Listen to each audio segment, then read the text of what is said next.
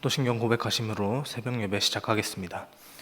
전능하사 천지를 만드신 하나님 아버지를 내가 믿사오며 그 외아들 우리 주 예수 그리스도를 믿사오니 이는 성령으로 잉태하사 동정녀 아래 나시고 본디오 빌라도에게 고난을 받으사 십자가에 못 박혀 죽으시고 장사한 지 사흘 만에 죽은 자 가운데서 다시 살아나시며 하늘에 오르사 전능하신 하나님 우편에 앉아 계시다가 죄로서 산 자와 죽은 자를 심판하러 오시리라. 성령을 믿사오며 간 공회와 성도가 서로 교통하는 것과 죄를 사하여 주시는 것과 몸이 다시 사는 것과 영원히 사는 것을 믿사옵나이다. 아멘. 찬송가 211장 찬양하겠습니다. 211장입니다.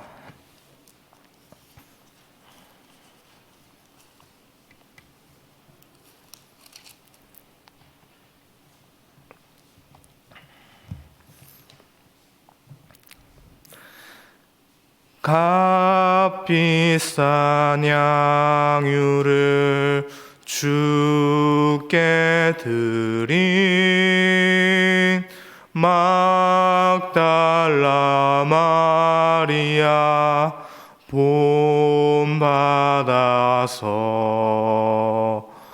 향기로운 산제물 주님께 바치리. 사랑의 주 내 주님께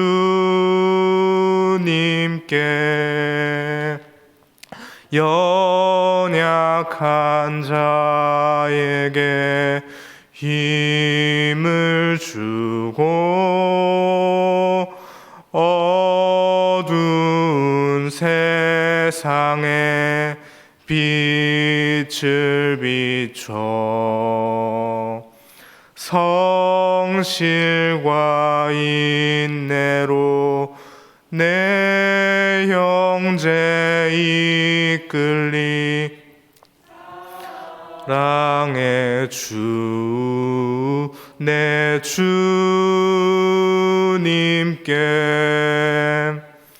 두려운 마음에 소망 주고 슬픔에 쌓인 자 위로하며 길 잃은 자들을 친절히 이끌리. 사랑의 주 내 주님께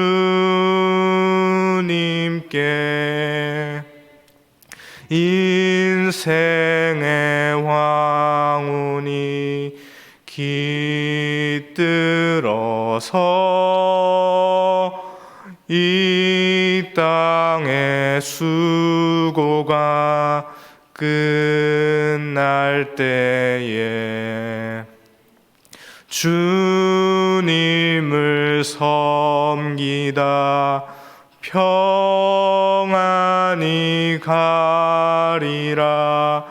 사랑의 주 내 주님께.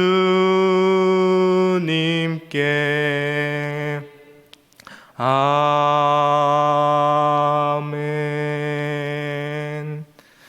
아멘. 오늘 함께 보실 하나님의 말씀은 요한복음 12장 3절에서 6절입니다. 요한복음 12장 3절에서 6절입니다.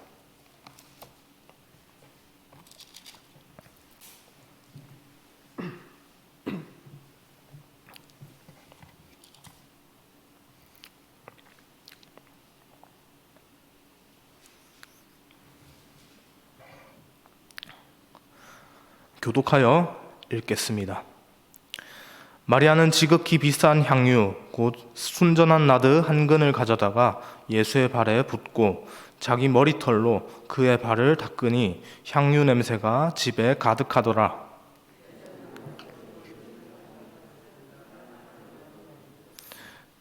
이 향유를 어찌하여 300데나리온에 팔아 가난한 자들에게 주지 아니하였느냐 하니, 이렇게 말하면 가난한 자들을 생각함이 아니요 그는 도둑이라 돈괴를 맞고 거기 넣는 것을 훔쳐가미러라. 아멘. 오늘 본문은 예수님께서 나사로를 살리신 뒤에 베다니에 다시 한번 방문하셨을 때의 일입니다. 2절 말씀을 보니까요, 거기서 예수를 위하여 잔치할새 마르다는 일을 하고 나사로는 예수와 함께 앉은 자 중에 있더라고 되어 있습니다.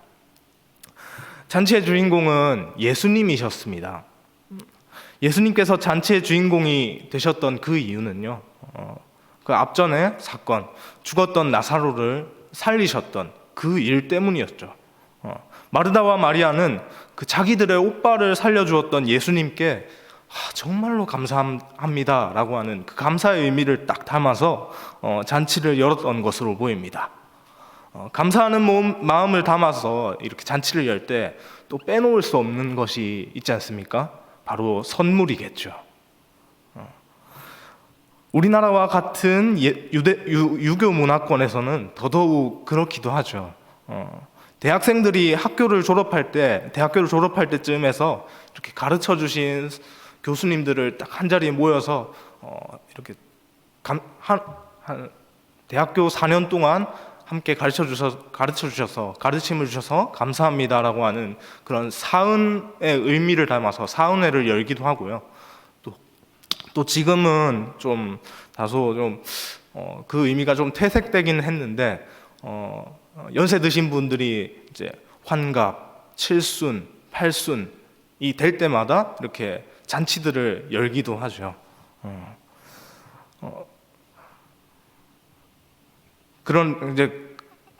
그렇게 연세 드신 분이 잔치를 열 때 이제 자녀들은 그 잔치에서 이제 그동안 키워주신 부모님의 은혜에 그렇게 진심으로 감사하는 마음을 담아서 그 장수하시라는 기원을 그렇게 또 담기도 합니다.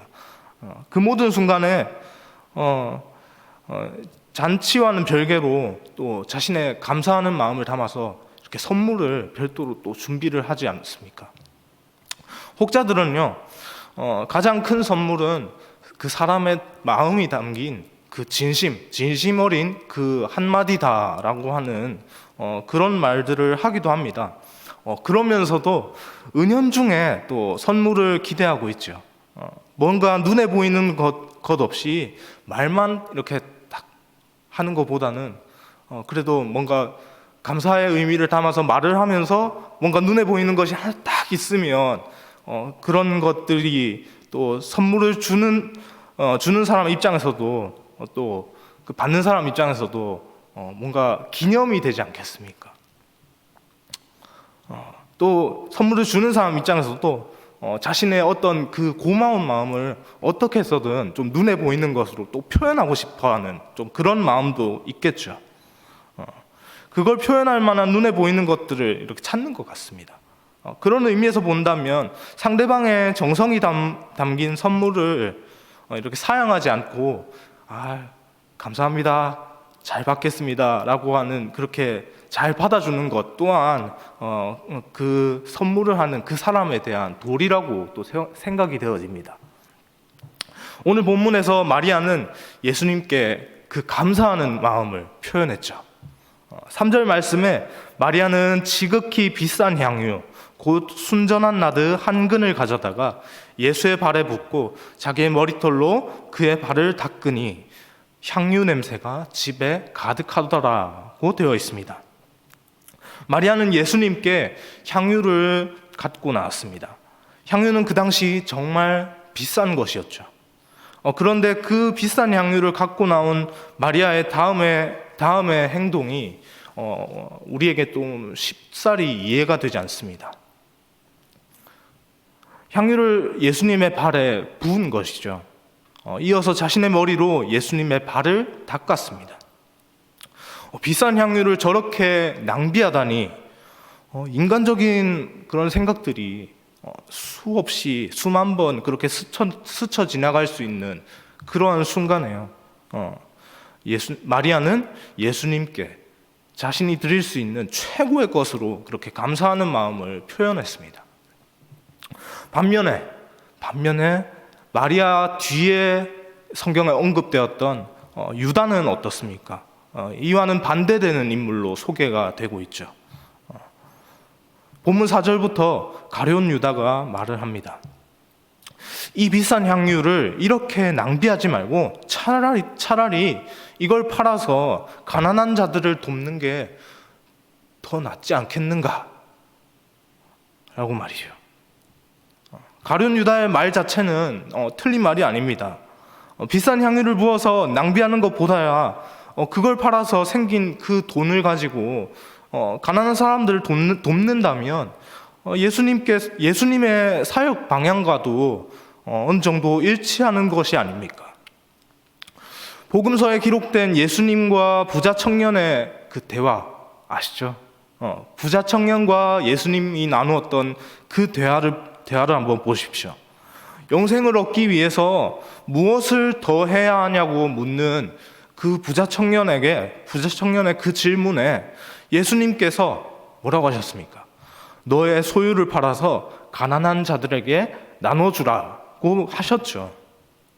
예수님의 이 말씀을 생각해 본다면 우리가 갖고 있는 것을 남을 위해 베푸는 것이 예수님께서 기뻐하시는 일이라고 생각이 됩니다. 하지만 부자 청년의 비유를요, 오늘 본문에 있는 그 마리아에게 적용을 해서는 안 됩니다. 예수님께서 부자 청년에게 하셨던 말씀의 그 본질은 진짜 가난한 자들을 돕는 것도 의미가 있지만 그 이면에 이런 의미가 있습니다.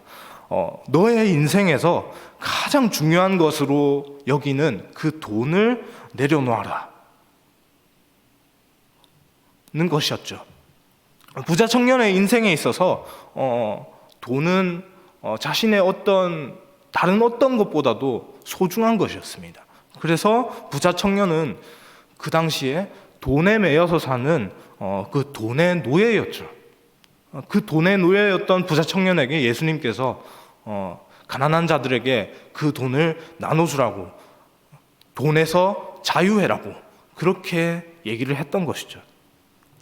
반면에 오늘 마리아는 어떻습니까? 예수님께 너무 감사해서요, 값비싼 그 향유를 깨트려서 그 발에 붓는 것을 주저하지 않았습니다. 이미 마리아에게 그 돈은요, 예수님께 대한 그 감사하는 마음보다 그 중요한 것이 아니었습니다. 그렇기 때문에 돈에 매이지 않고 그것을 과감하게 예수님의 발에 부을 수 있었던 것이죠. 정말로 돈에 매인 자라면 그 순간에 이것을 발에 부어야 될까, 붓지 말아야 할까 고민을 수만 번 했지 않겠습니까? 아까우니까요. 비싼 향유니까. 그런데 마리아는 그렇게 하지 않았습니다. 돈에서 자유했기 때문이죠. 돈보다 더 값진 것, 예수님께 감사의 마음을 표현하는 것, 그것이 가치가 있다는 것을 마리아는 이미 알고 있었던 것이죠.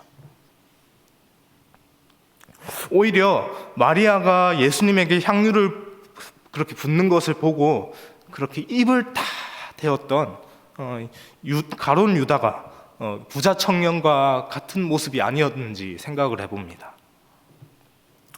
겉으로는 이웃을 내 몸과 같이 사랑하라고 하는 그런 예수님의 말씀을 지키는 것이 중요하지 않는가 하는 그런 모습들을 이렇게 가룟 유다의 말 속에서 이렇게 보여지지만 오늘 본문 6절에서 유다의 의도에 대해서 성경은 이렇게 말하죠. 가난한 자들을 생각한 것이 아니었다. 어떻게 그것을 훔쳐볼까 하는 불순한 생각이 있었던 것입니다. 그러니까 눈앞에서 그 값비싼 향유가 이렇게 싹 부어지는 것이 너무나도 안타까웠던 거죠.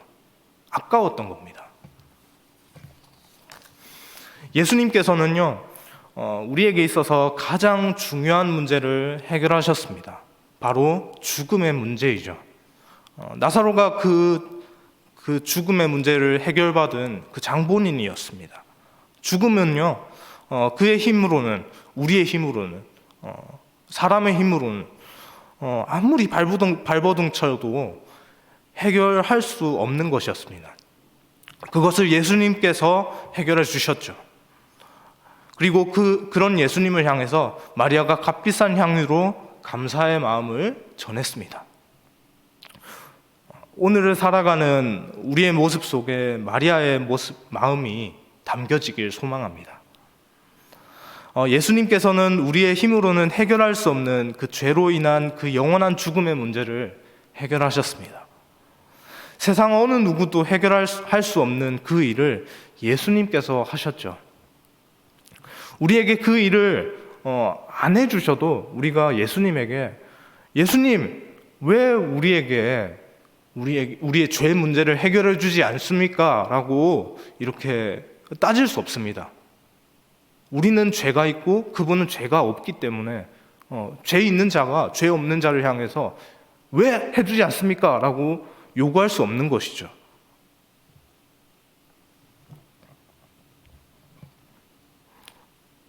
그런데 예수님께서는 그 일을 우리를 사랑하는 마음으로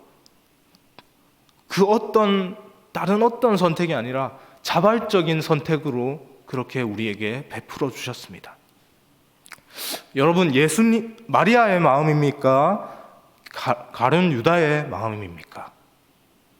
하루를 시작하는 이 아침에 이것을 한번 생각을 해보길 원합니다.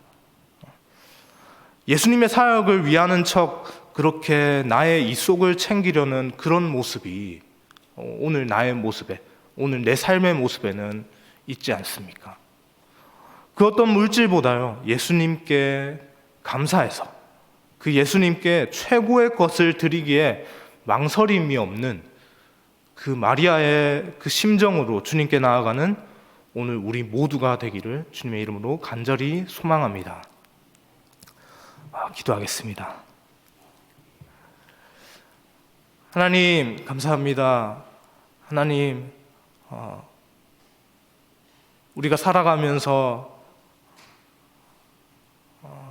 여러 가지 것들을 많이 만나지만 하나님, 그 중에서 가장 가치 있는 일이 무엇인지를 분별할 수 있는 눈을 허락하여 주옵소서. 그 가치 있는 것을 위해서 하나님, 그 아래에 부차적인 것은 과감하게 내어버릴 수 있는 우리의 모습 또한 허락하여 주옵소서. 하나님, 코로나의 상황이 또 심상치 않은 가운데 있습니다. 위중증은 많이 없다고 하지만 또 계속해서 확진자들이 폭증하고 있는 이 상황 가운데서 하나님, 우리의 마음을 지켜주시옵고 우리가 이 시대에 어떻게 그리스도인의 모습으로 하나님께 영광을 돌리면서 살아야 할지 그것에 대해서 날마다 씨름하며 고민하며 그 고민을 주님 앞에 내어놓고 그렇게 예수 그리스도의 복음 받은 자로서, 그 복음 전하는 자로서 합당한 삶의 열매를 맺으며 살아갈 수 있는 우리 모두가 되게 하여 주옵소서. 그 삶으로 오늘도 들어갑니다. 그 삶 가운데서 우리의 모든 삶 가운데서 홀로 하나님만 영광받아 주옵소서. 감사드리며 예수 그리스도의 이름으로 기도합니다. 아멘.